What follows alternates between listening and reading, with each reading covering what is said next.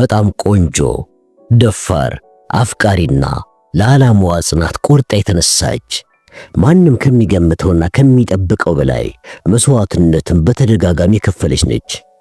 አሁን ግን የዓለምን ሁኔታ በሙሉ ሊቀይር የሚችል ክስተትን ለመከላከል እንዲቻል ከፍተኛ አደራ እሷ ላይ ተጥሏል። ታዲያ ይህንን ከፍተኛ አደራ ትወጣው ይሆን? በሚገርም ሁኔታ ለዚህ ከፍተኛ ተልዕኮ የተመረጡ ጃክ ዳውስ ወይም የሌሊት ወፎች በመባል የሚጠሩት 6 ሴት ሰላዮች ናቸው። ከነሱም ውስጥ መሪዋ ሴቷ አነር የምትባሏ ስትሆን በስሯ ያሉት እንደሷ ቆንጆ የሆኑና በተለያየ ሙያ ማለትም በኢንጂነርነት፣ በፈንጂ ኤክስፐርትነት፣ በአልሞ ተኳሽነትና በነፍሰ ገዳይነት ከእስር ቤት ለዚህ ሥራ ተብለው የወጡ ይገኙበታል። ታዲያ እነሱ የሚደርስባቸውን እንግልትና መከራ አሸንፈው ዓላማውን ያሳኩ ይሆን? የተከበራችሁ ውድ ቤተሰቦቼ እንደምን ከርማችኋል? እነሆ ዛሬ ይህንን በመሰለ ምርጥ የስለላ መጽሐፍ ተከስቻለሁ። እንስቷ ሰላይ ወይም ሴቷ አነር የተሰኘው ይሄ ድንቅ መጽሐፍ ተጸንሶ የተወለደው በሰላ ብዕሩ ከሚታወቀውና ከዚህ በፊት በእኛ ቻናልም ሾተላዩ ሰላይና ጠላፊዎቹ በሚል ተጽፈው ወደ እናንተ ያደረስናቸው መጽሐፎች ደራሲ በሆነው ኬን ፎሌት ተጽፎ በ2002 ዓመተ ምህረት በተርጓሚ ፋሲካ ግዛው ወደ ሀገርኛ የተመለሰውን ይህንን ዘመናዊ ሽሬ መጽሐፍ ይዤ ወደ እናንተ በመቅረቤ ደስታዬ ወደር የለውም። ለሚኖረንም ቆይታ ከወዲሁ እያመሰገንኩ ወደ ዝግጅት ያልፋለሁ።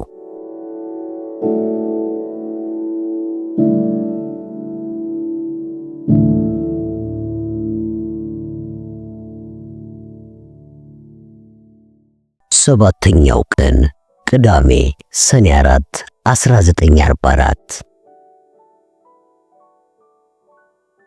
ኤስኦኢ የራሱ አውሮፕላን የለውም። ከተባበሩት ኃይል መዋሱ ደግሞ ጥርስ መንግሎ የማውጣት ያህል ነበር። በ1933 ዓመተ ምህረት አየር ኃይሉ ለታቀደው የጦር ሜዳ ውጊያ እጅግ የማይከብዱትንና ፍጥነታቸው አነስተኛ የሆነውን ነገር ግን በጠላት ግዛት ላይ ለሚደረጉ ድብቅ ኦፕሬሽኖች የሚረዱትን 2 አውሮፕላኖች ሳይወድ በግድ አስረክቦ ነበር። በኋላ ደግሞ የቦምብ ጣዮች አዛዥ የሆነው አርተር ለማስመለስ መሞከሩን ባያቆምም በቸርችል ተጽዕኖ 2 ጊዜ ያለፈባቸውን የቦምብ ጣይ ስኳድሮኖች ለኤስኦኢ የተሰጠ። በ1934 የጸደይ ወራት በጣም ብዙ የሚሆኑ ሰላዮች ለወረራው ወደ ፈረንሳይ ሲበሩ ኤስኦኢ 36 አውሮፕላኖች መጠቀም ነበረበት። ጃክ ዳውስ ወይም ሴቶቹ ሰላዮች የያዙት አውሮፕላን በ1931 ዓመተ ምህረት ተፈብርኮ ወዲያውኑ ግን በባለ 4 ኢንጂኑ ላንክስተር ከባድ ቦምብ ጣይ ከገበያ የወጣውን የአሜሪካን 2 ኢንጂን ቀላል ቦምብ ጣይ ነበር። ሃድሰን ሲመጣ አፍንጫው ላይ 2 ጠመንጃ ነበረው።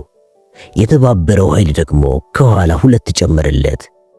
ከመንገደኞች የመኝታ ክፍል ኋላ እንደ ፊልም ማሳያ ጨርቅ የመሰለ የፓራሹት መውረጃ አለው። በውስጡም ምንም መቀመጫ የሌለበት ሲሆን 6 ሴቶችና አሰልጣኛቸው ብረት ወለል ላይ ተኝተዋል። ቦታው ፍጹም ያልተመቻቸው ቢሆንም ጄሊ ከያዘችው የቀልድ የስንቅ ቋጠሮ በማካፈል አስፈነደቀቻቸው። በዚያች በተጋሯት መኝታ ቤት ውስጥ በሰው ቁመት ልክ የተሰሩ ሲሆን ፓራሹት መጥለፊያ ያላቸው። ፍሊክም በወረራው ጊዜ ወደ ጀርመን ምሽጎች ጣልቃ እንዲገቡ አንዳንድ የነፃ ወጪ ሰርኪዩቶችን ረዳት የሚሆኑ ጠመንጃዎችና የጥይት ክምችቶች ይኖራሉ ብላ ገመተች። አውሮፕላኑ ጃክ ዳውስን ካደረሰ በኋላ ቴምፕስፎርድ ከመመለሱ በፊት ሌላ የሚሄድበት ቦታ ነበረው። በተሳሳተው አልቲሜትር ምክንያት መነሻው በመዘግየቱ ሲነሱ ከሌሊቱ 7 ሰዓት ነበር። የእንግሊዝን ዳርት እንዳለፉ አብራሪው አውሮፕላኑን ከተወሰኑ በመቶዎች የሚቆጠሩ ከፍታዎች በላይ በማብረር ከጠላት ራዳር በታች ለመደበቅ ሲሞክር ፍሊክም በሮያል ባህር ኃይል መርከቦች ባልተመታን ብላ ሰጋች። ግን ፓይለቱ ወዲያውኑ 8000 ጫማ ከፍ በማለት የተጠናከረውን የፈረንሳይን ድንበር ለማቋረጥ ሞከረ። በከባድ ሁኔታ የሚጠበቀውን የአትላንቲክ ግንብን ለመሻገር ከፍ አለና ከዚያም በባህር ላይ ያለውን ጉዞ ለማቃለል በድጋሚ 300 ጫማ ያህል ዝቅ አለ። የመርከብ ባለሙያው በካርታው ላይ የአውሮፕላኑን ሁኔታ በዲረኮንግ ለመወሰንና በወሳኝ ጉልህ ነገሮች ለማረጋገጥ እየሞከረ ስለነበረ በጣም ሥራ በዝቶበት ነበር። ጨረቃዋ ሙሉ ብርሃን ለመስጠት 3 ቀን ብቻ ስለቀራት ትላልቅ ከተሞች በቀላሉ ይታያሉ። ምንም እንኳን መረጃዎች በሙሉ የተዘጉ ቢሆንም በአጠቃላይ የአየር መቃወሚያ ባትሪ ስለነበራቸው ልክ እንደ ወታደራዊ ካምፖችና ቀጠናዎችን አደገኛ ስለሆኑ መቅረብ የሌለባቸው ነገር ነበር። ወንዞችና ሐይቆች በተለይ ጨረቃ በምታንጸባርቅበት ወቅት ጥሩ እይታ ይሰጣሉ። ጫካዎችም ጨለም ያለ ነገር ያሳያሉ። ባልተጠበቀ ሁኔታ ሁሉም ቢቀር ግን በረራው መስመሩን የሳተ እንደሆነ ነው የሚያመለክተው። የባቡር ሐዲድ ብልሽታ፣ የእንፋሎት ነዳጅ መሟሟቅ እንዲሁም የወቅታዊ ወታደራዊ ጨለማ ገፋፊ መኪና መብራቶችም እንዲሁ ጥቅም አላቸው። መንገዱን ሁሉ ፍሊክ ስለ ብሪያን ስታንዶሽ የሰማችውን ወሬና ስለ ጀማሪው ቻሬንተን ነበር የምታስበው። ወሬው ምናልባትም እውነት ነበር። ጌስታፓዎቹ ከአንዱ ምርኮኛ ስለ ካቴድራሏ የመገኛ ስፍራ ለማወቅ በመቻላቸው ባዘጋጁት ወጥመድ ብሪያን ዘው ብሎ ገብቶላቸዋል። ግን በማድማዋሴን ሌማስ አዲስ ተመራጭ ሊድን ችሏል። አዎ ሊሆን የሚችል ነገር ነው። ግን ፍሊክ ገለጻዎችን አትወድም። ነገሮች ያለምንም ገለጻ አስፈላጊነት የተለመደውን ስርዓት ይዘው ሲሄዱ ነው ደስ የሚላት። የሻምፓኟ ክፍለ ሀገር እንደተቃረቡ ሌላ የመርከብ እርዳታ ብቅ አለ። በቅርቡ የተፈለሰፈና ዩኒክ ሮቤክ የተሰኘ ነበር። በሬዲዮ ስርጭት ምልክትን ሬምስ ካለ ሚስጥራዊ ቦታ የሚያስተላልፍ ነው። የአድሰን ቡድን አባላት በትክክል የት እንዳሉ አያውቁም። ፍሊክ ግን ማይክል ካቴድራሉ ዋልታ ላይ ስላደረገው ታውቃለች። ይሄ የዩሬካ ግማሽ ነው። በአውሮፕላን ውስጥ ከናቪጌተሩ ጎን ባለው የመኝታ ክፍል ሾልካ ገብታ የምትገኘው የራዲዮ ተቀባይ ሪቤካ ነበረች። ናቪጌተሩ ካቴድራል ካለው ዩሬክ ምልክቱን ሲቀበል ከሬምስ በስተሰሜን 50 ማይል ርቀት ላይ ነበሩ። የዩሬክ ፈላስፋዎች ያሰቡት ዩሬካው ከተቀባይ ኮሚቴ ጋር ዩሬካ በማረፊያው መሬት ላይ ትሆናለች ብለው ነበር። ግን ይሄ በተግባር የሚቻል አይደለም። ዕቃው ከ100 ፓውንድ በላይ ስለሚመዝን ለማጓጓዝ ሲበዛ የሚከብድ ሲሆን በግልጽ ለማጓጓዝ እጅግ በጣም ፈዛዛ ለሚባለው ጌስታፓ እንኳን ፍተሻ ላይ ይሄ ነው የሚባል ምክንያት ሰጥቶ ለመሸወድ ያዳግታል። ማይክልና ሌሎች የነጻነት ንቅናቄ አባላት ዩሬክን ቋሚ ቦታ ለማስቀመጥ ቢፈልጉም ይዘዋቸው ለመዘዋወር ግን አይፈልጉም። እናም ናቪጌተሩ ቻቴልን ለማግኘት ኋላ ቀር የሆኑ ዘዴዎችን መጠቀም ነበረበት።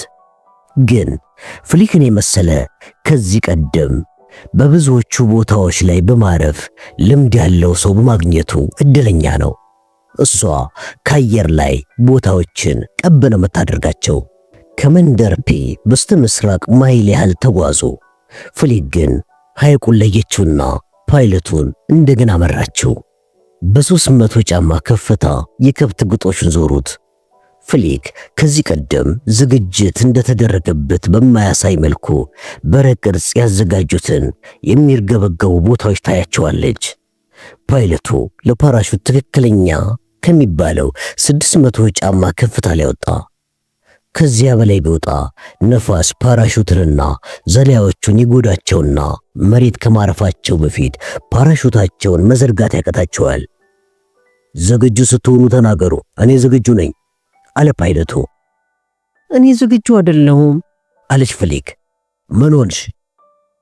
አንድ ልክ ያልሆነ ነገር አለ። ፍሊክ አደጋ ታይቷታል። ስለ ብራይን እንዲሁም ቻሪንተን በመጨነቁ አልነበረም፣ ሌላ ነገርም ነበር። ወደ መንደሩ ምዕራብ አቅጣጫ መለከተች። አየህ፣ የቤቶቹ መብራት የለም። እና ምን ገረመሽ ታዲያ? መጋረጃው እኮ ተዘግቷል። 9 ሰዓት ደግሞ አልፏል። ፍሊክ ራሷን ነቀነቀች። ሩይ ገጠር ነው። መጋረጃ ስለመዝጋት ያን ያህል አይጨነቁም። አንድም ማይተኛ ሰው አይጠፋም። ምጥ ያስቸገራት እናት፣ የእንቅልፍ ችግር ያለበት፣ ፈተና ደርሶበት የሚሸመድድና እንደዚህ ጭልም ብሎ አይቼውም አላውቅም። የሆነማ ነገር አለ። አንድ ችግር ተፈጥሯል የምትይ ከሆነ ቶሎ ከዚህ ብንወጣ ነው የሚሻለን አለ ፓይለቱ እየተናደደ። አንድ የሆነ ሌላ ነገር አስቸግሯታል። ራሷን አከክ ለማድረግ ስትሞክር ባርኔጣዋን ያዘችው። ሐሳቡ ጠፋባት። ምን ማድረግ ትችላለች? የቻትል መንደርተኞች መጋረጃቸውን ስለዘጉ ተልኮ ልታቋርጥ አትችልም። አውሮፕላኑ ከሜዳው ከፍ ብሎ በረረና ለመዞር ሄደ። ፓይለቱን በመጨነቅ አንድ ነገር ግን አትርሺ፣ ሜዳው ላይ በበረረን ቁጥር አደጋ ሊመጣብን የሚችልበትን እድል ነው የምናሰፋው። ማንም ሰው ድምፁን ይሰማል፣ አንዱ ደግሞ ፖሊስ ይጠራ ይሆናል። በትክክል አለችና ቀስቀሳናቸው መሆን አለበት በቃ። ግን እኮ ማንም እስካሁን መብራትም አላበራም። እኔ አላውቅም ማለት የሀገሬው ሰው ግድ የለሽ ሆኖ ይሆናል። ስለ ራሳቸው ነው የሚኖሩት እንደሚባለው። ኧረ በፍጹም እንደ ማንም ነው ወሬ የሚወዱት። የዛሬው ግን የተለየ ነው።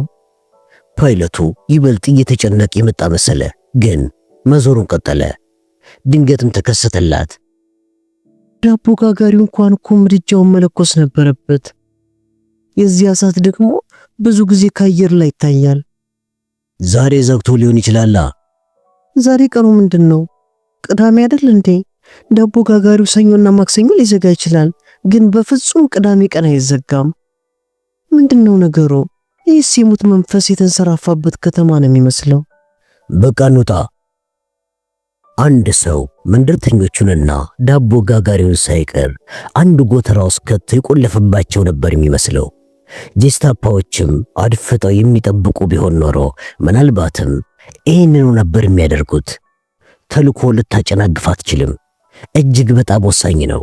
ግን ስሜቷ ሁሉ ቻትል ላይ የሚደረግ የፓራሹት ዝላይ መደረግ እንደሌለበት ነው የሚነግራት። አደጋን ሳይፈሩ ከመጣ ይምጣ ማለት ይምጣ ነው በቃ አለች። ፓይለቱ ትዕግስቱ ተሟጧል። እና ምን ማድረግ ነው የምትፈልጊው? በድንገት በተጓዥ መንገደኞች መኝታ ክፍል በኮንቴነር የተቀመጡትንና የአቅርቦት መሳሪያዎችን አስታወሰች። ቀጥሎ የት ነው ማረፊያ? ያንን መናገር የለብኝም። በተለምዶ መናገር የለብም። አሁን ግን ማወቅ ያስፈልገኛል። ከቻርትስ በስተሰሜን ያለ ቦታ ነው። ያ ማለት ቬስትረመን ሰርኪዩት ነው። አውቀዋለሁ አለች ፍሊክ በሚንደረደር ስሜት። ይሄ መፍትሄው ሊሆን አይችልም። ከነ ኮንቴነሮቹ ልትጥለን ትችላለህ። ተቀባይ ኮሚቴ ስላለ የሚፈልገው ሊያደርግልን ይችላል። ዛሬ ከሰዓት በኋላ ፓሪስ ልንገባ እንችላለን። ጠዋት ደግሞ ሬምስ። ፍጥነት መቆጣጠሪያውን ያዘውና ያንን ነው ማድረግ የምትፈልጊው? ይቻላል።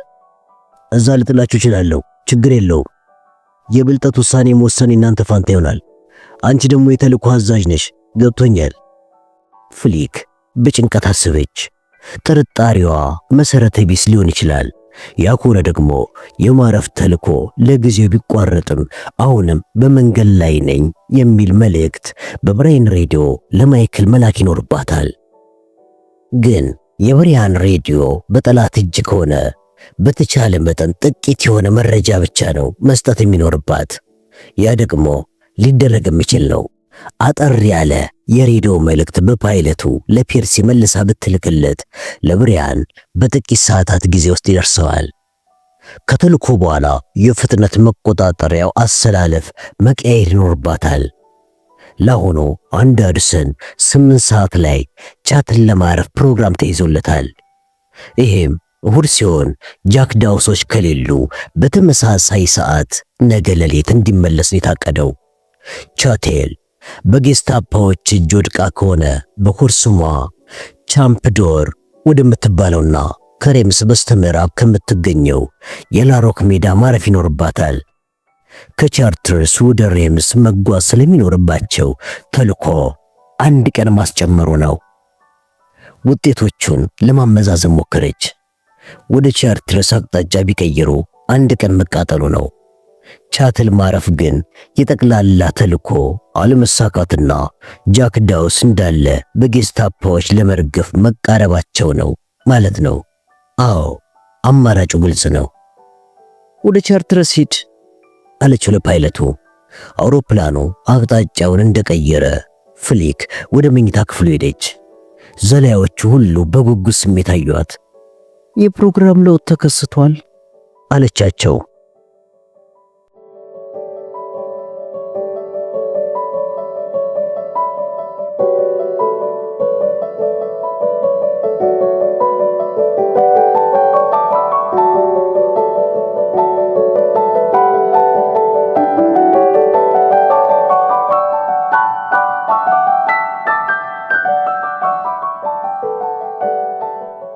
ዲያተር ቁጥቋጦ ስር ተደብቆ ግራ እየተጋባ የእንግሊዝ አውሮፕላን በላሞች ግጦች ላይ ሲዞር ያያል። ለምንድን ነው የዘገዩት? ፓይለቱ ማረፊያውን 2 ጊዜ አልፎታል። እሳት የሚንቦገቦግበት የችቦ ማረፊያ ተዘጋጅቷል። የተቀባዮቹ መሪ የተሳሳተ ኮድ አቀጣጥሎ ይሆን? ጌስታፓዎችስ ለጥርጣሬ ፍንጭ የሚሰጥ አንዳች ድርጊት ፈጽሞ ይሆን? ያናድዳል። ፍሊክ ትንሽ ርቀት ላይ ነው ያለችው። አውሮፕላኑ ላይ ቢተኮስ ምናልባትም እድለኛ የሆነ ጥይት ያገኛት ይሆናል። ታዲያ ይሄኔ አውሮፕላኑ ዞሮ ወደ ደቡብ አቀና። ዲያተር እፍረት ተሰማው። ፍሊክ በዋልተር ጎይደል፣ ዊሊ ዌበርና በ24 ጌስታፓዎች ፊት አምልጠዋለች። ለደቂቃ ያህልም ፊቱን በእጆቹ ያዘ። ምንድን የሆነው? ብዙ ምክንያት ሊኖር ይችላል። የአውሮፕላኑ የነዳጅ ድምፅ እየሸሸ ሲሄድ በፈረንሳይኛ የሚሰነዘሩ የቁጣ ድምጾች ይሰማ። የነፃ አውጪው ቡድንም የእርሱን ያህል ግራ የተጋቡ መሰሉ። የገመተው ፍሊክ በልምድ የተካነች መሪ እንደመሆኗ አንድ ነገር ሸቷት ተልኮውን እንዳቋረጠችው ነው። አጠገቡ ቆሻሻ ላይ ተኝቶ የነበረው ዋልተር ጎዴል አሁን ምን ልታደርግ ነው ሲል ጠየቀው። ዲያተር ለአጭር ጊዜ አመዛዘነ። እዚህ 4 የነጻነት ተዋጊ ቡድን አባላት አሉ። መሪው ማይክል አሁንም ቆስሎ የሚያነክሰው የእንግሊዝ ሬዲዮ ኦፕሬተሩ ሄሊኮፕተር።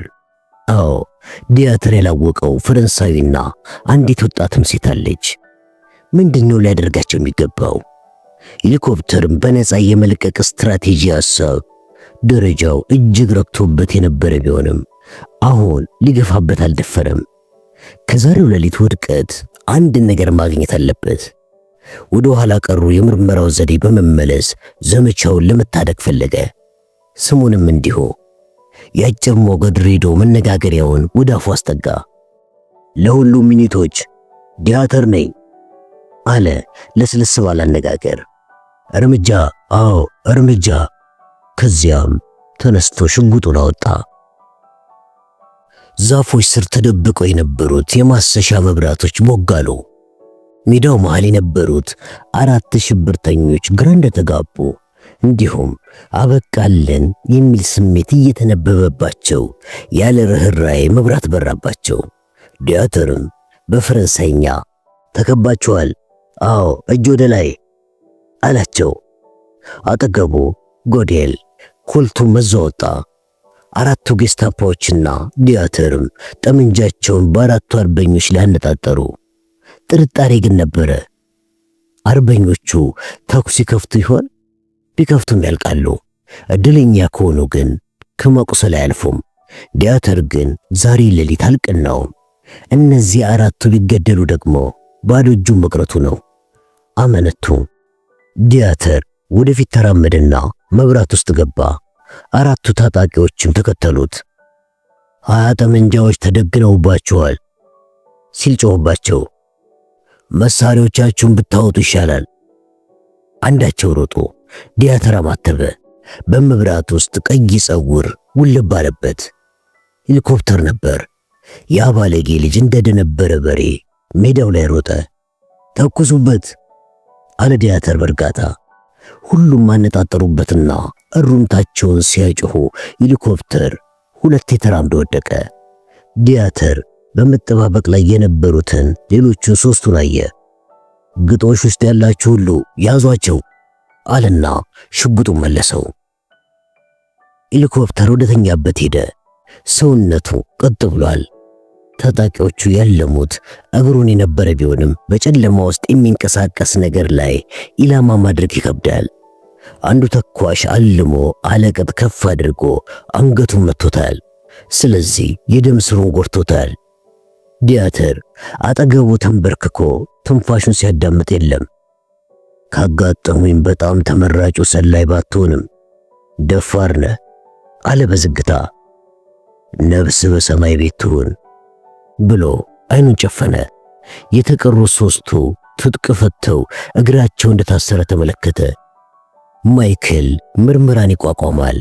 ዲያተር እንቅስቃሴ ላይ እንዳየው ደፋር ሰው ነው። ድክመቱ ምናልባትም ቆንጆና ሴት አታራማሽ ነው።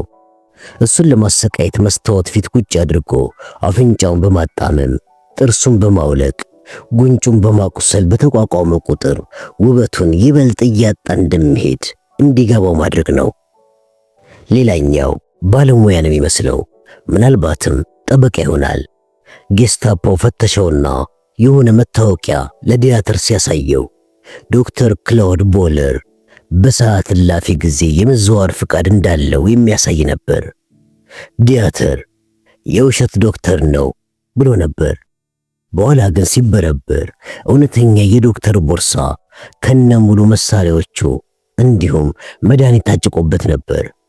ሲማረክ ፊቱ በድንጋጤ ነጭ ቢመስልም አሁን ተረጋግቷል። ይህም አስቸጋሪ ነው የሚሆነው። ሴቷ ናት ተስፋ የተጣለባት። 19 ምናምን የሚሆናትና ቆንጆ ነች። ረጃጅም ጥቁር ፀጉር፣ ትላልቅ አይኖች ያሏት ብትሆንም ባዶነት ይነበብባታል። መታወቂያዋ ጊልበርት ዲዋል ይላል። ጋስቶን ጊልበርት የማይክል ፍቅረኛና የፍሊክ ጣውንት መሆኗን እንደነገረው ትዝ አለው። በደንብ ከተያዘች ቀላል ትሆን ይሆናል። የጀርመን ተሽከርካሪዎች የመጡት ላማይሰን ግራንዲን ካለው ጎተራ ነው። እስረኞቹ በትላልቅ መኪና ተጭነው ከጌስታፖዎቹ ጋር ሄዱ። ዲያተር በተለያዩ ክፍሎች እንዲታሰሩና አንዱ ከሌላው ጋር እንዳይገናኙ አዘዘ። እሱና ጎዴል በዌበር መርሴዲስ ወደ ሴንት ሲሴል ተመለሱ። ምን አይነት የጊዜ ጸርና ዋጋ ቢስ ነገር ነው እባክህ አለ ዌበር በማሾፍ። የሰው ኃይላችንንና ጊዜያችንን እንዲያውን የጨረስነው። ተሳስተሃል አለ ዲያተር። 4 ሰው ከጠላት አውሮፕላን ውጭ ማድረግ የጌስታፓ ተግባር ይመስለኛል። በዚያ ላይ 3ቱ ለምርመራ ይረዱን ዘንድ በሕይወት አሉ። ጎደልም ከእነርሱ ምን አገኛለሁ ብለህ ታስባለህ አለው። ሟቹ ሄሊኮፕተር ሬዲዮ ኦፕሬተር ነበረ። የኮድ መጽሐፉ ግልባጭ አለኝ።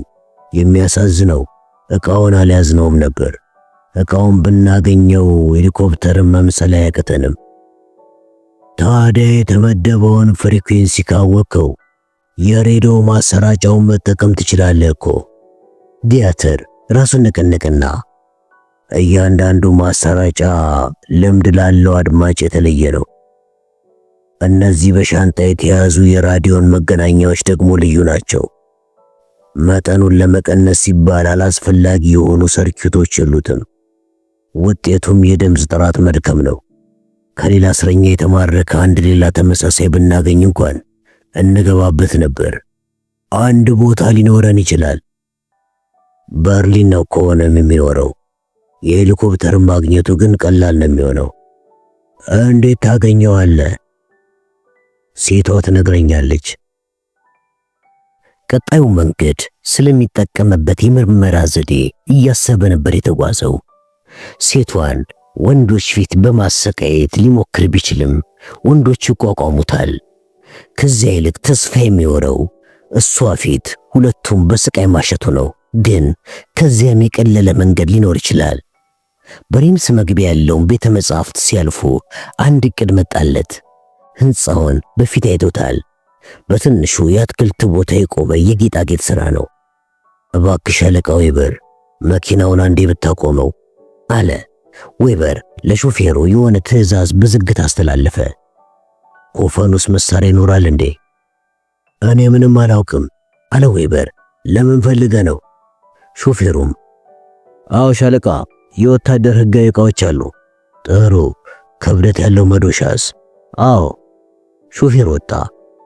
ደቂቃም አይቆይ አለ ዲያተር ከመኪናው እየወረደ።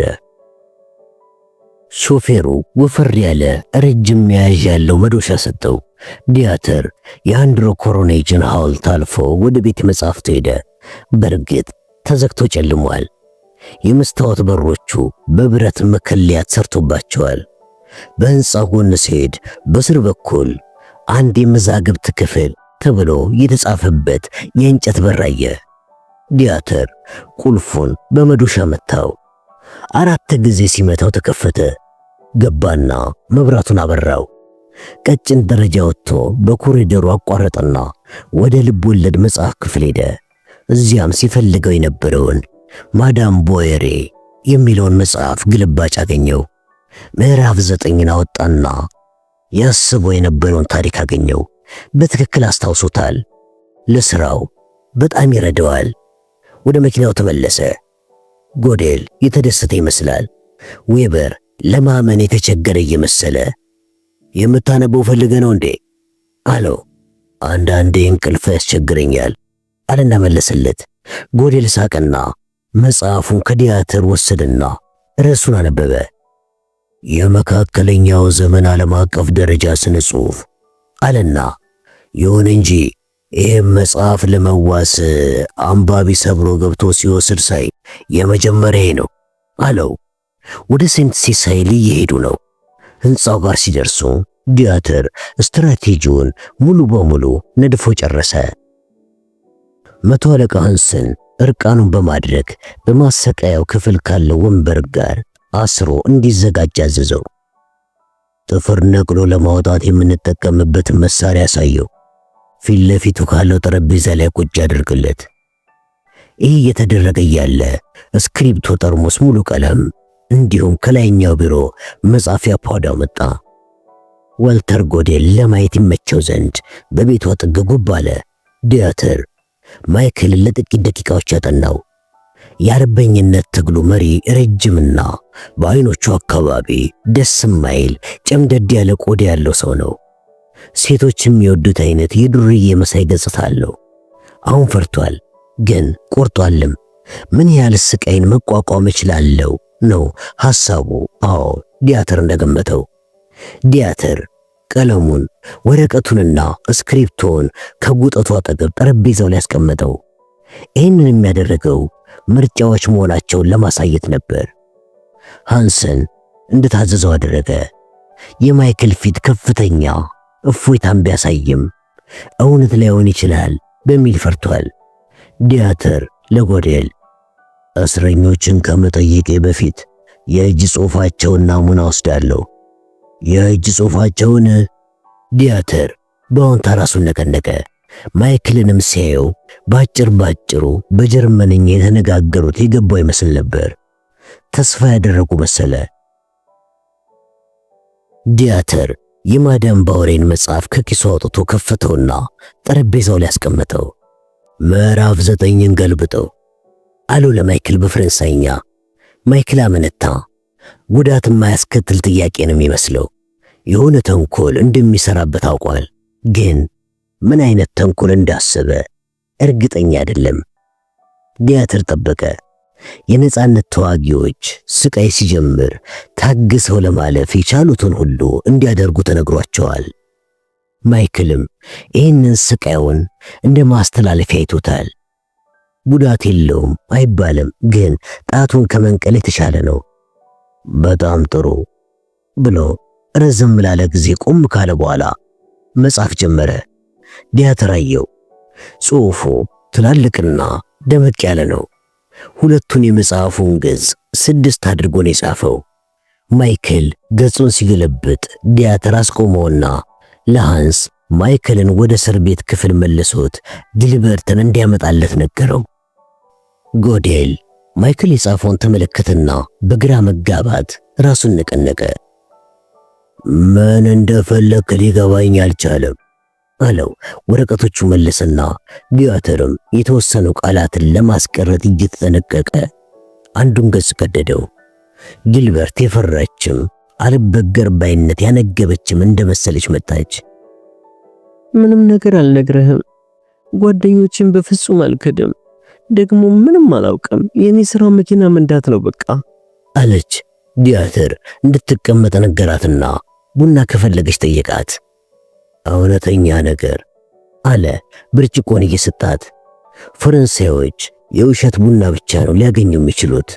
ጠጣችውና አመሰገነችው። ዲያትር አጤናትና ረጅም ጥቁር ጸጉር ያላት በመሆኗ ውብ ብትሆንም ፊቷ ላይ የሆነ የጅብ አይነት ጅልነት ይታይባታል። ደስ የምትይ ሴት ነሽ ጊልበርት። አዎ በልብሽ ግን ነፍሰ ገዳይ ነሽ ብዬ አላምንም አለ። ኧረ አይደለሁም አለች በማመስገን አይነት። ሴት ማንኛውን ነገር የምታደርገው ለፍቅር ብላ ነው አይደል እንዴ? በመገረም አየችውና ገብቶሃል? ስለ አንቺ ምንም ሳይቀር ነው የማውቀው። ከማይክል ፍቅር ይዞሻል ሲላት ምንም ሳትመልስ አቀረቀረች። ባለ ትዳር ነው እርግጥ ያናድዳል፣ ግን ታፈቅሪዋለሽ። እናም ለዚህ ነው የነጻነት ትግሉን በፍቅር የምትረጂው፣ በጥላቻ አይሆንም። ራሷን በእውነት ታነቀነቀች።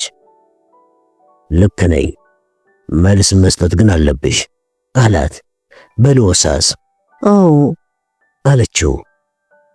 ግን ተሳስተሻል፣ አሳስተውሻልም ውዴ። እንደ ተሳሳትኩኝ ያውቃለሁ። አልተረዳሽኝም። ሕጉን በመተላለፍሽ አይደለም የተሳሳትሽው፣ ማይክልን በማፍቀርሽ ነው። ግራ በመጋባት አየችው። ማግባቱን አውቃለሁ፣ ግን እኔ የእውነት የሚወድሽ አይመስለኝም። ግን ይወደኛል። አይወድሽም፣ ይልቅ ሚስቱን ነው የሚወደው። ፍሊክ ነው የምትባለው። እንግሊዛዊ ልጅ አይደለች። አዎ በጣም ቆንጆም አይደለችም። ትንሽም በእድሜ ትበልጥሻለች፣ ግን ይወዳታል። እምባ እያቀረረች አላምንህም፣ በጭራሽ አላምንህም አለችው። እንደሚጽፍላት ታውቂያለሽ? መልእክተኞቹን ወደ እንግሊዝ ይልካቸዋል። በሚጽፋቸው የፍቅር ደብዳቤዎች የቱን ያህል እንደሚያፈቅራት ነው የሚናገረው። ግጥም የሚመስል የድሮ አይነት ጽሑፍ ነው። አንዳንዱን አንብቤዋለሁ። የማይሆን ነገር ነው። ሲይዛቸው አንድ ደብዳቤ አግኝቼበታለሁ። ሊያቃጥለው ነበረ፣ ግን ትንሽ የሆነውን አስቀርተነዋል። ዲያትር የቀደደውን ወረቀት ሰጣት።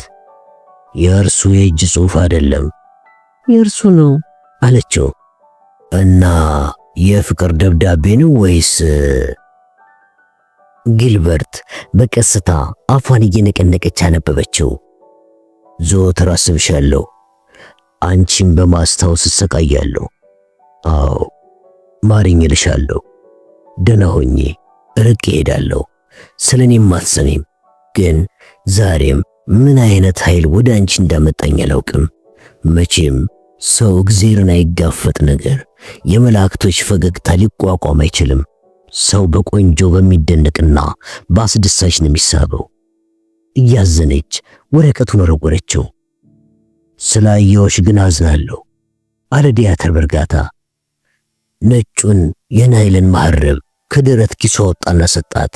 ፊቷን በሶስ ቀበረችው። አሁን ለዘብ ባለ መንገድ ንግግሩን ወደ ምርመራ የመምሪያ ጊዜ ነው። ፍሊክ ከሄደችበት ጊዜ ጀምሮ አብሮሽ የኖረ ይመስለኛል። ኧረ ከዚያም በፊት ነው አለች በቁጣ። 6 ወር ሙሉ እሷ መታ ካልሆነ በስተቀር አዎ አብረን እናድር ነበረ። አንቺ ቤት? አፓርታማ አለኝ፣ በጣም ትንሽ፣ ለሁለት ሰው ግን ትበቃለች። ለሁለት የሚፋቀሩ ሰዎች። ማልቀሷን ቀጠለች። ዲያተር ወደ ፈለገው ርዕስ ሊገባ ስለነበረ የወንድማዊና እህታዊ ንግግሩ እንዲቀጥል አደረገ። ሄሊኮፕተር አብሯችሁ ቢኖር ችግር ነበረው? ኧረ እሱ እዛ አይኖርም፣ ገና ዛሬ ነው የመጣው። ግን የት ይሆናል ብለሽ ገምተሽ ነበር? አልገመትኩም። ማይክል ሮሜር ካለው የቆየ መጽሐፍት መደብር ላይ አንድ ባዶ ክፍል አገኘለት። ዋልተር ጎዴል ድንገት ወንበሩ ላይ ተንቀሳቀሰ። ነገሩ ቀስ በቀስ ወዴት እንደሚመራ ገብቶታል። ዲያተር ያላየው በመምሰል ተጠንቅቆ ጊልበርትን ማዋራቱን ቀጠለ። አውሮፕላን ለመቀበል ስትወጡ ዕቃውን እናንተ ጋር አልተወውም? አይ ወደ ቤቱን የወሰደው። ዲያተር ቁልፍ የሆነ ጥያቄ ጠየቀ። ትንሽ ሻንጣውንም? አዎ። አሃ። ዲያተር የፈለገውን አገኘ። የሄሊኮፕተር ሻንጣ ሮሜሪ ካለው የመጽሐፍ መደብር ነው የሚገኘው። ከዚህ ደንቆሮ ላም ጋር ጨርሻለሁ አለው ላንስ በጀርመንኛ። መልሰ ቤከር ጋር ወሰዳት። የዲያተር የራሱ መኪና ከህንጻው ፊት ለፊት ቆማ ነበር። ዋልተር ጎዴልን ካጠገቡ፣ ሃንስን ደግሞ ከኋላው ያስቀመጠው ዲያተር በሬምስ ሰፈር በፍጥነት በማለፍ ሮሜኒ ከሚገኘው የመጽሐፍት መሸጫ መደብር ደረሰ። በሩን ሰብረው ገቡና የእንጨት ደረጃ በመውጣት ሱቅ ገቡ። ከሻካራው አልጋ አጠገብ ካለው ወለል ላይ በጠርሙስ ውስኪ፣ የመታጠቢያ ቤት ዕቃዎችን የያዘ ቦርሳና ትንሽ ሻንጣ ነበሩ። ዲያተር ለጎዴል ሬዲዮኑን በማሳየት ከፈተውና በዚህ አለው በድል አድራጊነት፣ ሄሊኮፕተርን መሆን እችላለሁ። ወደ ሴንት ሲሳይል በመመለስ ላይ እንዳሉ ምን አይነት መልእክት እንላክ በሚለው ላይ ተነጋገሩ። በመጀመሪያ ሄሊኮፕተር ፓራሹት ዘላዮቹ ለምን እንዳልዘለሉ ነው ማወቅ የሚፈልገው አለ ዲያተር። ስለዚህ ምንድነው ችግሩ? አዎ እንደዛ ብሎ ቢጠይቅ ትስማማለህ? እናም ይናደዳል ደግሞ? አዎ መናደድ አለበት አለ ጎዴል። ከዚያም ምን ጣጣ መጣብን በማለት ይጠይቃል። ጎዴል ራሱን ነቀነቀ። ከጦርነቱ በፊት ኢንግላንድ ተምሬ ነበር። ያ ምን ጣጣ መጣብን የሚለው አባባል ከመጠን ያለፈ ትህትናን ያሳያል። ምን አባቱ ለሚለው መተኪያ ነው። ወታደር ውስጥ ያሉ ወጣቶች አይጠቀሙበትም። ለምን አባታቸውን ያልወረዱት ቢልስ? የለም ያማ በጣም ይከብዳል። መልእክት ተቀባይዋ ሴት መሆኗን ሊያውቅ ይችላል አለ ጎዴል። ያንተ እንግሊዘኛ ከኔ የተሻለ ነው፣ አንተ ትሻላለህ አለው። የምን ሰይጣን መጣ የሚል ይመስለኛል። ንዴትን የሚገልጽ የወንዶች ቃል አጋኖ ያነጋገር ሲሆን ብዙ ሴቶችንም አያስቀይምም። አሃ ከዚያ በኋላ ምን እንደሚያደርግ የሚጠይቅም ይመስለኛል። ስለዚህ ተጨማሪ ትዕዛዝ ይቀበላል። ምናልባት ትዕዛዝ ላኩልኝ ይበል እንዴ? እንግሊዛውያን ትዕዛዝ የሚለውን ቃል ደግሞ አይወዱትም፣ ያልጠራ ይመስላቸዋል።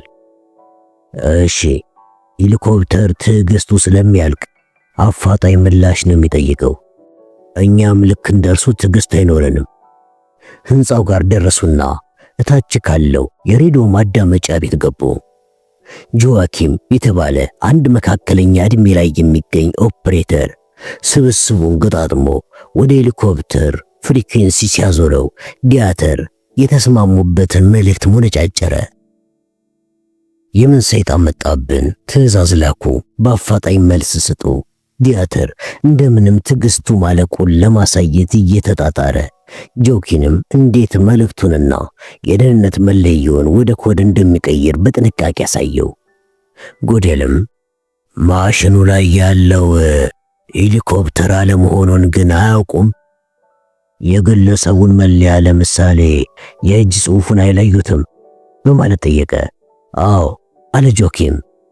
ግን የዚህ ልጅ አንድ ሁለቴ ስልኩን አይቼው ስለማውቅ ላስመስለው እችላለሁ።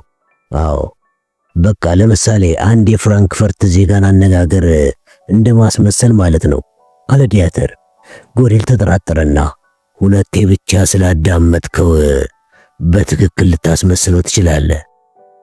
በትክክል አይደለም፣ ግን ሰላዮች ተወጥረው በብዙ ችግር ውስጥ ሆነው ነው የሚናገሩት። ተደብቀው ተያዝን አልተያዝን ብለው ተጨንቀው ምናምንና ልዩነቶች ይኖራሉ። ፊደላቶቹን መለየት ጀመረ። ዲያተር ቢያንስ 1 ሰዓት እንደሚያስጠብቃቸው ገመተ። በእንግሊዙ የማዳመጫ ጣቢያ መልእክቱ ይተረጎምና በአሁኑ ሰዓት በእንቅልፍ ላይ ለሚሆነው ለሄሊኮፕተር ተቆጣጣሪ ይተላለፍለታል። ተቆጣጣሪው መልእክቱን ወይ በስልክ አግኝቶ እዚያው ምላሽ ሊያቀነባብር ይችላል። ግን እንደዚያም እንኳን መልእክቱ ተጽፎ በኮድ ተልኮ በጆኪም መተርጎም ይኖርበታል።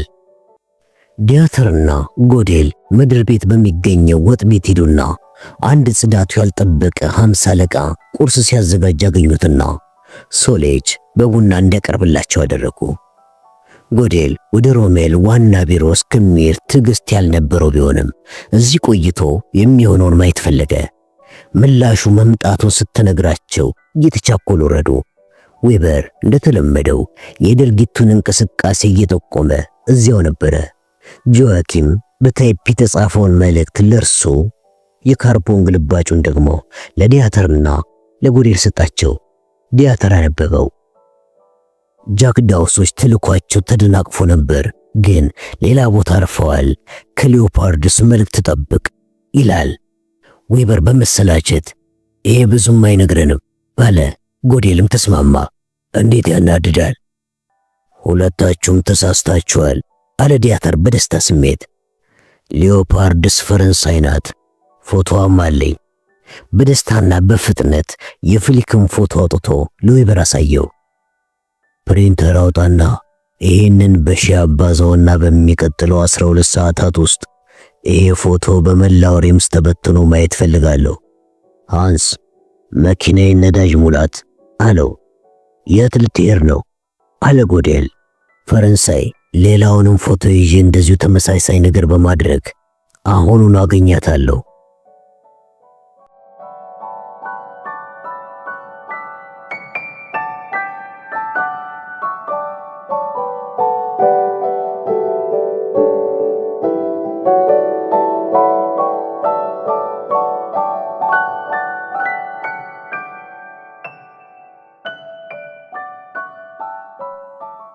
የፓራሹቱ ዝላይ አለምንም ችግር ነበር የተከናወነው። ኮንቴነሮቹ በመጀመሪያ ተወረወሩ። ይህም የተደረገው አንዳቸው በሌላኛው ዘላይ ጭንቅላት ላይ እንዳያርፉ ታስቦ ነበር።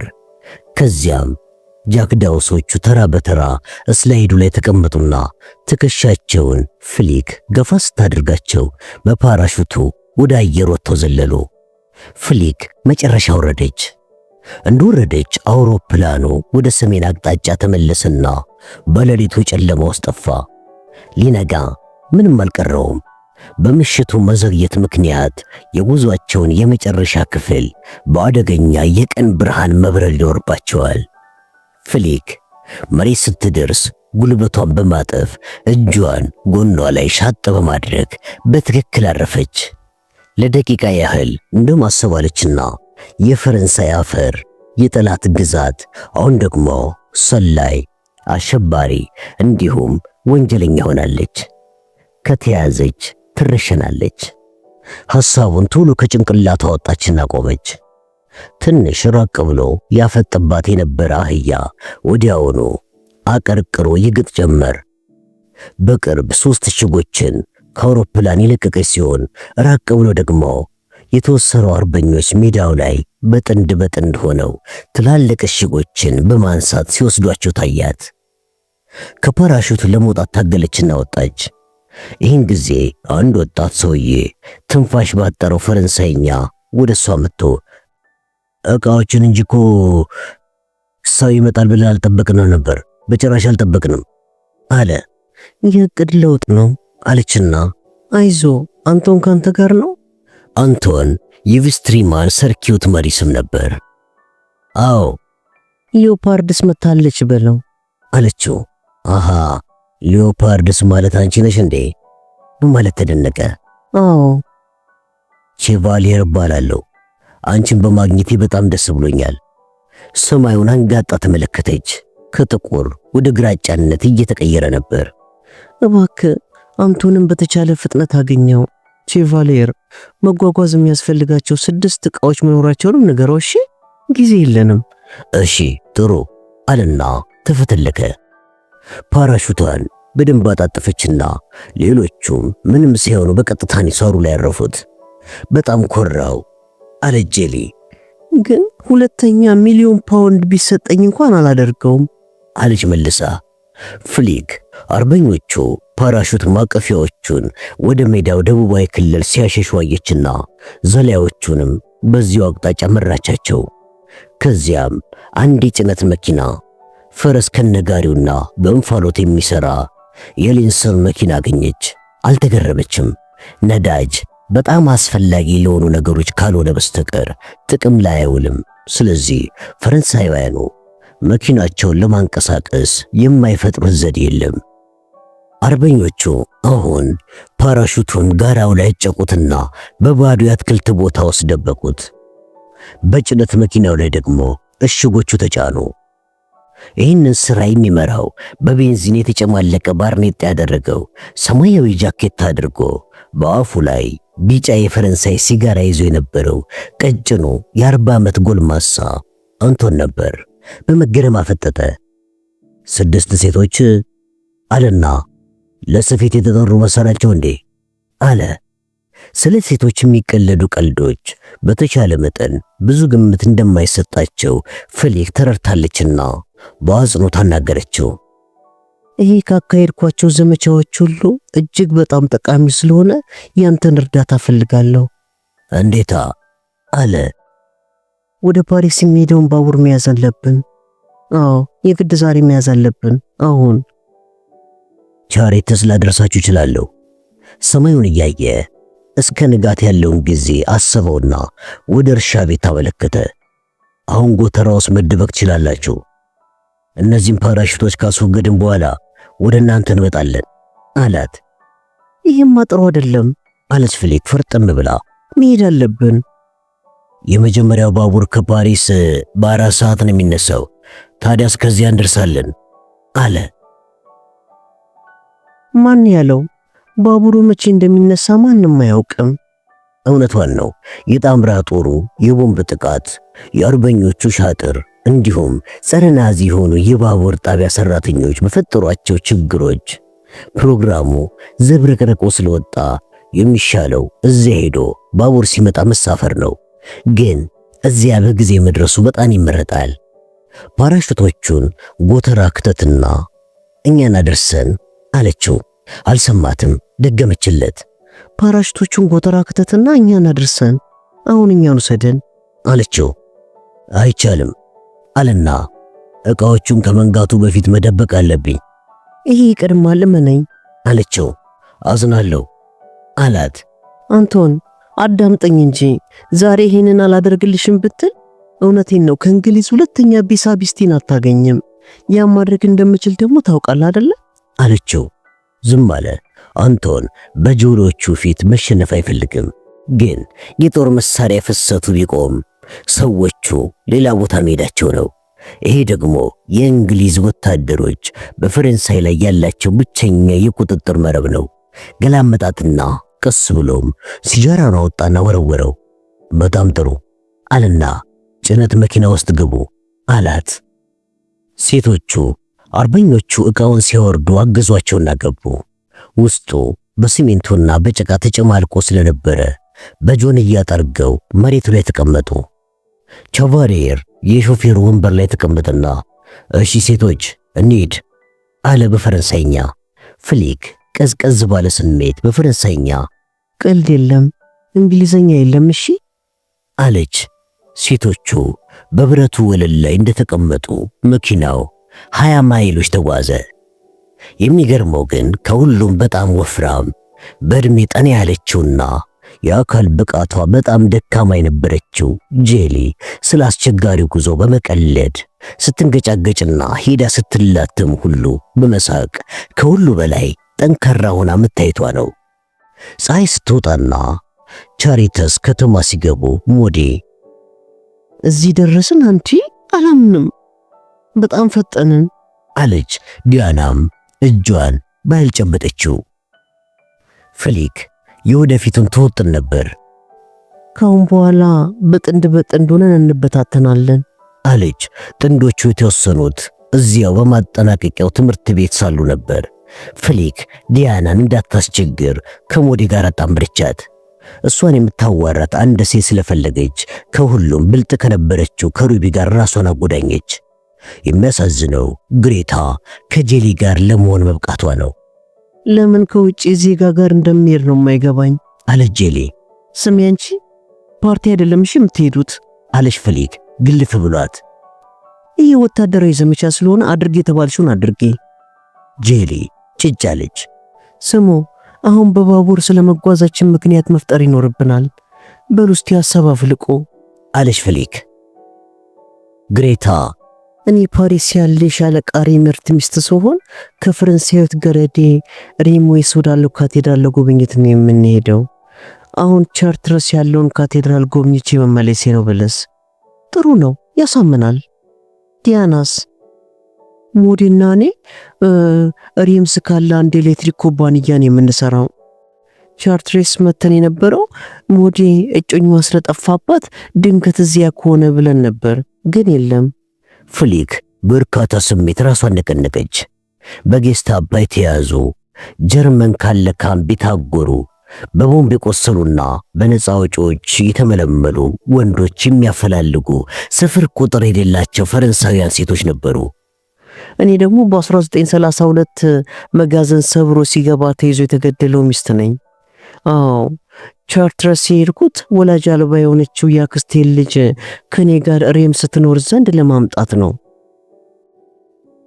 ሴቶችን እንደ ሰላይ ማሰማራቱ ትልቅ ጥቅሙ ያለምንም የፖሊስ ጥርጣሬ ለመዘዋወር መቻላቸው ነው። በተቃራኒው ከሚሰማሩበት ቦታ ውጪ አንድ ወንድ ቢገኝ ወዲያውኑ የነፃ አውጪዎች ቡድን አባል እንደሆነ ተደርጎ ነው የሚቆጠረው፣ በተለይም ወጣት ከሆነ። ፍሊክ ሾፌሩን አንድ ጭር ያለ ሰዋራ ቦታ ፈልጋ ወርደን ጣቢያውን ራሳችን ፈልገን እናገኘዋለን፣ እዚያ ወርደን በቃ አሉት። ሌሎቹም በጥቂት ደቂቃዎች ውስጥ መኪናው ዞሮ ቆመና ሾፌሩ ወርዶ በሩን ከፈተላቸው። ጃክዳውሶቹ ዙሪያውን በትላልቅ ቤቶች የተከበቡ ጠባብ መተላለፊያ ላይ ራሳቸውን አገኙት። በቤቶቹ ጣሪያ ካቴድራሉን በጨረፍ ታዩት።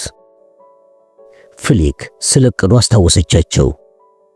ጣቢያ ሄዱ፣ ነጠላ ትኬት ወደ ፓሪስ ቆረጡ። ከዛም የመጀመሪያውን ባቡር ተሳፈሩ። እያንዳንዱ ጥንድ ሌላውን እንደማያውቅ መምሰል ቢኖርበትም ባቡሩ ስንቀመጥ ግን አንራራቀም። አሁን በጥንድ እንሆናለን። አድራሻው አላችሁ? የሚሄዱት ሆቴል ዲቻፕል ወደ ተባለና ባለቤቷ ምንም እንኳን አርበኛ ባትሆንም ምንም ጥያቄ የማትጠይቅበት ቤት ነው። በጊዜ ከደረሱ ወዲያውኑ ሬምስ ይደርሳሉ፣ ካልሆነ እዚያው ቤት ያድራሉ። ፍሊክ ፓሪስ መሄድ ደስ አላላትም።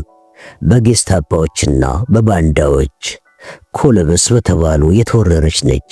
ግን በፓሪስ አካባቢ ሌላ መንገድ የለም። ፍሊክና ግሬታ ብቻ ናቸው የተልእኮውን ዓላማ በትክክል የሚያውቁት። ሌሎቹ መሬት ስር የሚያልፍን የባቡር ሐዲድ የሚያፈነዱን የመሰላቸው። ዲያናና ሞዲ ሂዱ፣ ቅደሙ፣ ቶሎ ሂዱ። ጄሊና ግሬታ ደግሞ ቀጥሉ፣ ግን ቀስ በሉ። እየፈሩ ሄዱ። ቼቫሊየር ጨበጣቸውና መልካም ዕድል ተመኝቶላቸው ሌሎቹን ቀሪዎቹን እሽጎቹን ለማምጣት ወደ ሜዳው ተመልሶ ሄደ። በፈረንሳይ ማንኛውም ከተማ ውስጥ የመጀመሪያዎቹ እርምጃዎች ከምንም ይብሳሉ። ፍሊክ ጀርባዋ ላይ የእንግሊዝ ሰላይ ናት ተኮሱባት የሚል ነገር የተለጠፈባት ይመስል ያያት ሁሉ የሚያውቃት መሰላት። ግን ማንም ዞር ብሎ አላያትም። ጥቂት የጀርመን ወታደሮችን ካለፈች በኋላ ፍርሃቷ ቀነሰ። አሁንም አልዋጥልሽ ብሏት ባይተዋርነት ተሰማት። ሕይወቷን ሙሉ የተከበረችና ፖሊስን እንደ ጓደኛዋ አይታ እንድታድግን የተደረገችው። በቃ ግን ሕግን መጣስ አልወድም ስትል ለሩቢ በፈረንሳይኛ ሹካለቻት። ፍሊክ ሩቢ ባለፈው ማክሰኞ ሰው በመግደል ወንጀል ታስራ እንደነበር አስታወሰች። 4 ቀን ረዘመባት። ካቴድራሉ ጋር ሲደርሱ ፍሊክ ያንን ወደር የሌለውን የመካከለኛው ዘመን ሕንፃ በማየቷ ተደሰተች። ምነው በሰላም ጊዜ ለጥቂት ሰዓታት እንኳን በጎበኘሁት አለችና ተመኘች። እንደ ካቴድራሉ አይነት ቀለም ከተቀባ የድንጋይ ጣቢያ ደረሱ። ትኬት መቁረጫው ጋር ሰልፍ ነበር። ጥሩ ነው። ይህ ማለት ህዝቡ የባቡሩን መምጣት በተስፋ ይጠብቃል ማለት ነው። ግሬታና ጄሊ ሰልፍ ቢይዙም መኖር የነበረባቸው ዲያናና ሞዴ ግን ምናቸውም የለም።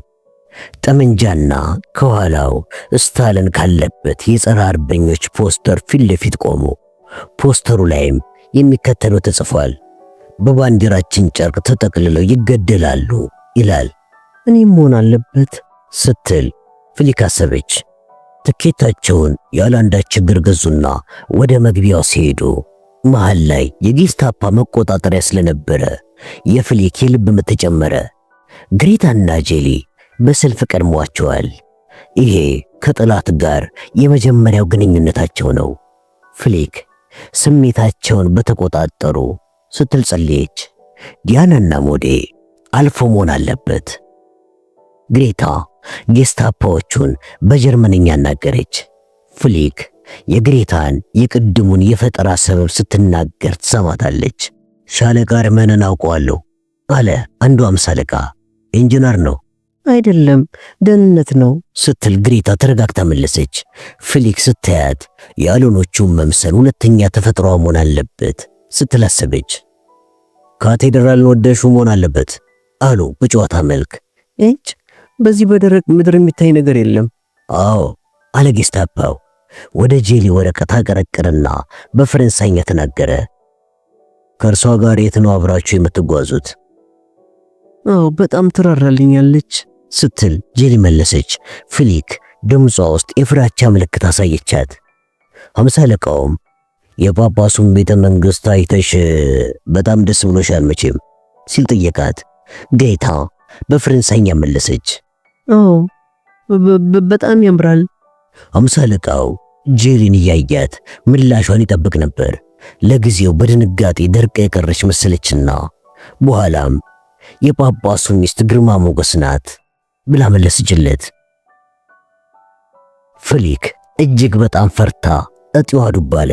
ጄሊ ጥሩ እንከን የማይወጣለት ፈረንሳይኛ ትናገር እንጂ ስለሌላ ሀገር ጨርሶ የምታውቀው ነገር የለም። ጳጳሶች በኢንግላንድ ቤተክርስቲያን ካልሆነ ሌላ ሀገር ሚስት እንደማያገቡ አላወቀችም። ፈረንሳይ ካቶሊካዊ ስለሆነች ጳጳሶች አያገቡም። ጄሊ ገና እንደዚህ በመጀመሪያዋ ዙር ራሷን አሳየች። እሺ አሁን ምንድነው የሚፈጠረው? ሶስት ቦታ ተፈታቶ የተቀመጠው የፍሊክ ሴቶን ጠመንጃ እሷ ሻንጣ ውስጥ ነው ያለው።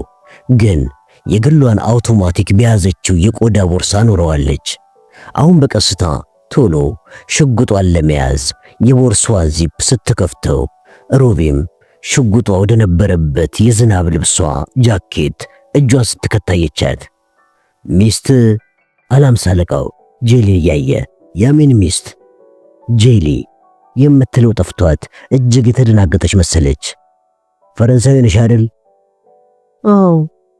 ግሬታ በፍጥነት ጣልቃ ገባችና ሚስት አይደለችም የቤት ጠባቂ ነች አለች በፈረንሳይኛ። አሳማኝ ነው፣ ምክንያቱም በፈረንሳይኛ የሁለቱ አጠራር ብዙም አይለያይም። ጄሊም ስህተት መስራቷን ተገንዝባ ኖሮ አዎ የቤት ጠባቂ ለማለት ፈልጌ ነው አለች። ፍሊክ ክዋለች። ሃምሳ አለቃው ከደቂቃ ትንሽ ገፋ ለሚል ጊዜ ተጠራጠረና በኋላም ትከሻውን ሰብቆ ወረቀታቸውን መለሰላቸው። ባቡሩ ብዙ እንደሚያስጠብቃችሁ ተስፋ አድርጋለሁ አለና ወደ ጀርመንኛው ተመለሰ። ግሬታና ጄሊ መንገዳቸውን ሲቀጥሉ ፍሊክ በድጋሚ ለመተንፈስ ቻለች። እሷና ሮቢ ደርሰው መታወቂያቸውን ሊያሳዩ ሲሉ ሁለት ዩኒፎርም ያደረጉ ወታደራዊ ፖሊሶች ሰልፉን እየዘለሉ ጀርመኖቹን ሰላምታ ቢጤ ጣል ቢያደርጉላቸውም ወረቀታቸውን እንኳን አላሳያቸውም። ሃምሳ አለቃውም በአዎንታ ራሱን ነቅንቆ ለፉ ለፉ አላቸው። እኔ ተቆጣጣሪ በሆን ኖሮ አለች ፍሊክ በሐሳቧ ይሄን ነበር ፍተሻዬን ማጠብቀው። ማንም እኮ ተነስቶ ፖሊስ ነኝ ማለት ይችላል። ጀርመኖች ደግሞ ዩኒፎርም የለበሰ ሰው ሲያዩ ሲበዛ ማክበር ይወዳሉ። ለዚህም ነው ከሌሎች ምክንያቶች ባሻገር አገራቸውን በእብዶች ለማስወሰድ የበቁት። አሁን ለጌስታፖዎቹ ታሪኳን የመናገር ተራዋ ደረሰ። ዘመዳሞች ናችሁ እንዴ? አላምሳ አለቃው ሩቢንና እሷን አፈራርቆ እያየ። ብዙም አንመሳሰልም። እንመሳሰላለን እንዴ? አለች ውስጧ ያልተሰማውን የሳቅ መንፈስ በፊቷ እያሳየች። ምንም የሚመሳሰሉበት ነገር የለም። ፍሊክ ቡኒ ጸጉር፣ አረንጓዴ አይኖች እንዲሁም ደግሞ መካከለኛ የሆነ ቅላት ሲኖራት፣ ሩቢ ደግሞ በተቃራኒው ነው። ጥቁር ጸጉርና አይኖች ነው ያሏት። እሷ አጭቤ ነገር ትመስላለች አለ በነወረኝነት። ፍሊክ የተቆጣች መሰለች። እንዴ ኧረ አይደለችም። የሩቢን ቀረቤታ በመግለጽ አይነትም እናቷ ያጎቴ ሚስት ናት፣ ከኔፕልስ ነው የመጣችው ስትል ጨምር አደረገች። ትከሻውን ነቅንቆ ሩቢን ወላጆችሽ በምንድን የሞቱብሽ? በተጠንሳሾች በተጨናገፈ ባቡር አለችው። አርበኞች ናቸው እንዴ? አዎ። በጣም አዝናለሁ እህት፣ አርበኞቹ ከእንስሳ የተለዩ አይደሉም በማለት ወረቀቱን መለሰላት። አመሰግናለሁ የኔ ጌታ አለች ሩቢ። ቀላል ፍተሻ ግን አይባልም። አዎ ሁሉም እንደዚያ ባልሆነ አለች ፍሊክ በልቧ። ዲያናና ሞዴ ወደ ቡና ቤቱ ሄደዋል። ፍሊክም በመስኮቱ ሻምፓኝ ሲጠጡ አይታቸው በአዎንታ ራሷን ነቀነቀች፣ አዘነች። ይህሶይ በሺ የሚቆጠር ፍራንክ በዚህ አይነቱ ተግባር መዋል የለበትም። በዚያ ላይ ዲያና በእያንዳንዱ ሰዓት ራሷን መቆጣጠር መቻል አለባት። ግን አሁን ፍሊክ ምንም ማድረግ የምትችለው ነገር የለም። ግሬታና ጄሊ አግዳሚ ላይ ተቀምጠዋል። ጄሊ በስነ ስርዓት የተቀመጠች ትመስላለች። ይሄም አለጥርጥር እንደ ውጭ ሀገር ዜጋ የቆጠረቻት ሴት ሕይወቷን ስላዳነችላት በማፈር ይመስላል። ፍሊክ ካሁን በኋላ ጸባይዋ ይቀየር ይሆን ወይ ብላ አሰበች። እሷና ሮቢ ደግሞ ራቅ ያለ ቦታ ላይ አግዳሚ አግኝተው ቁጭ ብለው መጠበቅ ጀመሩ። በቀጣዮቹ ጥቂት ሰዓታት ብዙ ሰዎች መጡ። አንዳንዶቹ ሱፍ ግጥም ያደረጉ ወንዶች፣ ጠበቆች አሊያም ፖሊስ፣ የተለየ ሥራ ያላቸው ባለስልጣናትን ሲመስሉ ዝንጥ ብለው የለበሱ ፈረንሳውያን ሴቶችና ጥቂት ዩኒፎርም ያደረጉ ጀርመኖችም ይገኙበት ነበር። ገንዘብና የተጨበረበሩ የራሽን ካርዶችን ይዘው የነበሩ ሴቶች ፔኖይና ሁለተኛ ደረጃ ቡና ከቡና ቤቱ ለማግኘት ችለው ነበር። ባቡሩ ሲመጣ 5 ሰዓት ሆኗል። ውስጡ በመሙላቱና ብዙ ሰዎች ባለመውረዳቸው ፍሊክና ሮቢ መቆም ነበረባቸው። ግሬታና ጄሊም እንደዚሁ ቆሙ። ዲያናና ሞዴ 6 ሰው በሚይዝ መቀመጫ ላይ ለሁለት በመካከለኛ ዕድሜ ላይ ከሚገኙ ሴቶችና ከሌሎች 2 ወታደራዊ ፖሊሶች ጋር መቀመጥ ቻሉ። ፍሊክ ስለ ወታደራዊ ፖሊሶቹ ተጨነቀች። ከመቀመጫው ወጣ ያለ ቦታ ላይ ወሸቅ ብላ በመስኮት ወታደራዊ ፖሊሶቹን ለማየት ከምትችልበት ቦታ ሆነች። ደግነቱ ያለ እረፍት ያደሩት አዳርና የጠጡት ሻምፓኝ ተደማምሮ ዲያናንና ሞዴን ወዲያውኑ በእንቅልፍ እንዲዋጡ አደረጋቸው። ቀስ በቀስም በጫካና በሜዳ እየሰነጠቁ አለፉ። ከአንድ ሰዓት በኋላ 2 ፈረንሳውያን ሴቶች ከባቡሩ ስለወረዱ ፍሊክና ሮቢ ወዲያውኑ የተለቀቁትን ወንበሮች ያዙ። ግን ፍሊክ ለመቀመጥ በመወሰናቸውና ወዲያውኑ ስለተቀመጡም ተጸጸተች። ያም የሆነው 2 ወታደራዊ ፖሊሶች አጠገባቸው ሴቶች በማግኘታቸው ተደስተው ወሬ በመጀመራቸው ነው። ስማቸው ክርስቲያንና ዣን ማረ ነበር። ሁለቱም በሃያዎች ውስጥ የሚገኙ ነው የሚመስሉት። ክርስቲያን ጥቁር የሚጠቀለል ጸጉርና ቡናማ አይኖች ያሉት ፍቅር የሚያስይዝ ቆንጆ ልጅ ሲሆን፣ ዣን ማሬ ብልጣብልጥና የቀበሮ መሳይ ፊት እንዲሁም ጥሩ የአፍ ጢም ነበረው። ወሬኛው ክርስቲያን መካከለኛው መቀመጫ ከሮቢ ጎን ነበር የተቀመጠው። ፍሊክ በተቃራኒው የተቀመጠች ሲሆን ካጠገቧ የነበረችው ሞዴ ጭንቅላቷ በዲያና ደረት ላይ አርፏል። ወታደራዊ ፖሊሶቹ ፓሪስ እስረኛ ለመያዝ እንደሚሄዱ ነው የተናገሩት። ከጦርነቱ ጋር ምንም አይገናኝም። የእንጀራ ልጁንና ሚስቱን ገሎ ወደ ፓሪስ ሲያመልጥ እዚያው ተይዞ ጥፋቱን የተናዘዘ አንድ የአገሬው ሰው ነው። ቻርትሬስ ፍርድ ቤት ቀጠሮ ስለተያዘለት እንዲያመጡት ታዘው መሄዳቸው ነበር። ክርስቲያን ከኪስ ውስጥ የእስረኛውን መታሰር ያወጣና የውሸት እንዳልሆነ ለማሳየት በመፈለግ አሳያት። በሚቀጥለው የአንድ ሰዓት ጊዜ ውስጥ ፍሊክ ክርስቲያንን ልቅም አድርጋ አወቀችው። መልስ መስጠትም ስለነበረባት ያንን የውሸት ታሪኳን ቅድም ከሸመደደችው በላይ ጨማምራ ማውራቷን ተያያዘችው። ለአእምሮዬ ግምት በጣም ፈተና ቢሆንባቸውም ምናልባት ወደፊት ለሚገጥማት አስቸጋሪ ፈተናና ምርመራ ጥሩ ልምድ ራሷን አሳመነች። ዜልሳሮርስንን አልፈው ሴንት ኬንቲን ያለ በቦምብ የተቆረጠ የባቡር እንጨቶችን ሾለኩ። ሞዴ ነቃች። ፈረንሳይኛ መናገር እንዳለባት ባትረሳም ፍሊክን እንደማታውቃት መሆን እንደሚገባት ዘንግታ ታዲያስ የት ነው ያለነው ታውቀዋለሽ እንዴ በማለት ጠየቀቻትና አረፈችው። ወታደራዊ ፖሊሶቹ ግራ ተጋቡ። ፍሊክ ያለቻቸው እሷና ሮቢ ከሁለቱ ከተኙ ሴቶች ጋር ጨርሶ ምንም ትውውቅ የለንም ያለች ሲሆን አሁን ግን ሞዴ ፍሊክን እንደ ጓደኛዋ ነበር ያናገረቻት። ፍሊክ ንዴቷን ተቆጣጠረችና ፈገግ እያለችም አታውቂኝም፣ አጠገብሽ የተኛችውን ጓደኛሽን መስዬ ሳይሆን አይቀርም፣ አሁን ገና በደንብ አልነቃሽም አለቻት። ሞዴ አቧት ተጨማለቂ አይነት መኮሳተር አሳየቻት። ከዚያም ክርስቲያንን አየችው። ወዲያውኑም ጥፋቷን በመረዳት አፏን በእጇ እንደያዘች በፍርሃት ተውጣ አዎ ወይኔ ልክ ነሽ፣ ይቅርታ። ክርስቲያን ተጠራጣሪ ነሰው አልነበረምና ፈገግ ብሎ ሞዴን ለ2 ሰዓት ያህል ተኝተሽ ነበረ። አሁን ፓሪስ መግቢያ ላይ ነን፣ ግን እንደምታየው ባቡሩ አይንቀሳቀስም። ሞዴ ደማቅ ፈገግታዋን ለገሰችውና መቼ ምን ደርስ ይመስልሃል? ኦ ጀመርሽ እንግዲህ ማርሟዜል፣ በጣም ብዙ ነው ጥያቄሽ። እኔ እኮ ተራ ሰው ነኝ፣ እግዚአብሔር ብቻ ነው የወደፊቱን የሚያውቀው። ሞዴ ልክ አስቂኝ ቀልድ የቀለዳት ይመስል ስትስቅ፣ ፍሊክ ደግሞ ዘና አለች። ይህኔ ዲያና ነቃችና ጮክ ብላ በእንግሊዘኛ ወይኔ ራሴን፣ ለመሆኑ ስንት ሰዓት ነው አለች። ከደቂቃ በኋላ ወታደራዊ ፖሊሶቹን አየችና የሰራችውን ተገነዘበች። ግን አንድ ሆኗል። እንዴ እንግሊዘኛ ተናገረች እኮ አለ ክርስቲያን። ፍሊክ ሩቢ ሽጉጧን ልታወጣ ስትላየቻት እንግሊዛዊ ነሽ እንዴ አላት ዲያናን። ሞዴንም አያትና አንቺም እንደዚያው። ዙሪያውን እንዳይም እውነታውን ተረዳ። ሁላችሁም። ፍሊክ ሩቢ በግማሽ ከዝናብ ልብሷ ጃኬት ውስጥ ሽጉጧን እንዳወጣችው እጇን ያዘች። ክርስቲያንም ንቅናቄያቸውን አየና ሩቢ ኪስ ውስጥ ያለውንም ተመልክቶ ጭራሽ ታጥቃችኋል አለ። በራሳቸው ሕይወት አደጋ ላይ ባይወድቁ ኖሮ አግራሞቱ የቀልድ ይሆን ነበር። ዲያናም ወይኔ በቃ አለች።